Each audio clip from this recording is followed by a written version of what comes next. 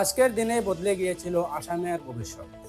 31 মে অর্থাৎ আজকের এই তারিখ।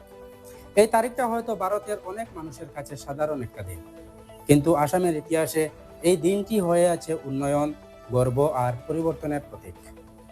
কারণ আজকের দিনেই উদ্বোধন হয়েছিল এমন এক সেতু, যা শুধু ব্রহ্মপুত্র নদকে নয়, উত্তর পূর্ব ভারতের ভবিষ্যৎকে যুক্ত করেছিল ভারতের মূল ভূখণ্ডের সাথে।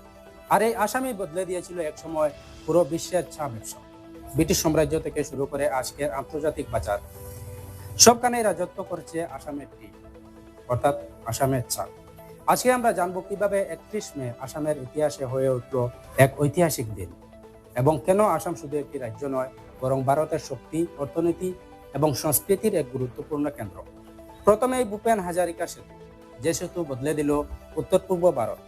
হাজার হাজার মানুষের অপেক্ষার আবাসন ঘটিয়ে উদ্বোধন করা হয় ভূপেন হাজারিকা সেতু, যাকে আজ অনেকেই ডোলা সাদিয়া ব্রিজ নামে চেনে। প্রায় 9.15 কিলোমিটার দীর্ঘ এই সেতু একসময় ছিল ভারতের সবচেয়ে দীর্ঘ নদী সেতু। ব্রহ্মপুত্রের বিশাল বুকে দাঁড়িয়ে থাকা এই সেতু শুধু একটি কংক্রিট আর লোহার তৈরি নয়, এটি উত্তর পূর্ব ভারতের নতুন স্বপ্নের প্রতীক। এরপর ধেমাজি থেকে ডিব্রুগড় যাওয়ার পথে মানুষকে ঘন্টার পর ঘন্টা ফেরিতে অপেক্ষা করতে হতো। বর্ষাকালে নদী হয়ে উঠত আরো ভয়ঙ্কর। অনেক সময় যোগাযোগ সম্পর্ক বিচ্ছিন্ন হয়ে যেত। শিক্ষার্থী, রোগী এবং ব্যবসায়ীরা সবার জীবনও ছিল ঝুঁকিপূর্ণ। কিন্তু এই সেতু উদ্বোধনের পর পুরো পরিস্থিতি বদলে যেতে শুরু করে। যে পথ পাড়ি দিতে আগে ঘন্টার পর ঘন্টা লাগতো, এখন সময় লাগে মাত্র 1 ঘন্টা বা তার চেয়ে আরো কম। চিকিৎসা, শিক্ষা, ব্যবসা, পরিবহন সব ক্ষেত্রে আসে দ্রুত পরিবর্তন। কিন্তু এই সেতুর গুরুত্ব শুধু অর্থনৈতিক নয়।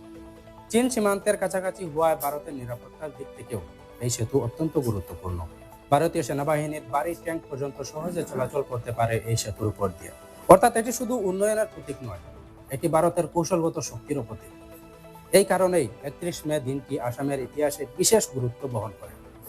আজকের তারিখের দ্বিতীয় সবচেয়ে গুরুত্বপূর্ণ ইতিহাস, আসামের চা। 1823 সালে স্কটিশ অভিযাত্রী রবার্ট ব্রুস আসামের সিংহ জনগোষ্ঠীর কাছে প্রথম চা বাগানের সন্ধান পান। এই আবিষ্কার ব্রিটিশদের জন্য ছিল এক বিশাল সুযোগ, কারণ তখন পুরো বিশ্বের চা ব্যবসার বড় একটি অংশ নিয়ন্ত্রণ করত চীন। ব্রিটিশরা বুঝতে পারে ভারতের বিশাল পরিমাণের চা উৎপাদন সম্ভব। এরপর 1830 দশকে আসামে শুরু হয় বাণিজ্যিক চা চাষ, আর ধীরে ধীরে তৈরি হয় অসংখ্য চা বাগান। ব্রিটিশ সাম্রাজ্যের কাছে আসামের চা হয়ে ওঠে সবুজ সোনা। কিন্তু এই সাফল্যের পিছনে লুকিয়ে আছে হাজারো শ্রমিকদের কষ্ট। ভারতের বিভিন্ন প্রান্ত থেকে শ্রমিক এনে কঠিন পরিবেশে কাজ করানো হতো। কম মজুরি, রোগ আর অমানবিক পরিস্থিতির মধ্যেও তারা গড়ে তুলেছিল এই বিশাল শিল্প। আজ আসাম বিশ্বের অন্যতম বৃহৎ চা উৎপাদনকারী অঞ্চল। প্রতি বছর লক্ষ লক্ষ টন চা এখান থেকে রপ্তানি হয় বিশ্বের নানা দেশে। আসামের চা তার গাঢ় রং, শক্তিশালী স্বাদ এবং অন্যান্য সুবাসের জন্য বিখ্যাত। আজও বিশ্বের কোটি কোটি মানুষের সকাল শুরু হয় এক কাপ আসামের চা দিয়ে। একদিকে ভারতের দীর্ঘতম সেতু, অন্যদিকে বিশ্ববিখ্যাত চা শিল্প। এই দুই ইতিহাস প্রমাণ করে আসাম শুধু প্রাকৃতিক সৌন্দর্যের রাজ্য নয়, এটি ভারতের উন্নয়ন, সংগ্রাম এবং গৌরবের এক জীবন্ত ইতিহাস। আর তাই 31 মে শুধু একটি তারিখ নয়, এটি আসামের অগ্রগতির দিন। অর্থাৎ আজকের এই তারিখটি আসামের ইতিহাসে একটি গুরুত্বপূর্ণ অধ্যায় বহন করে।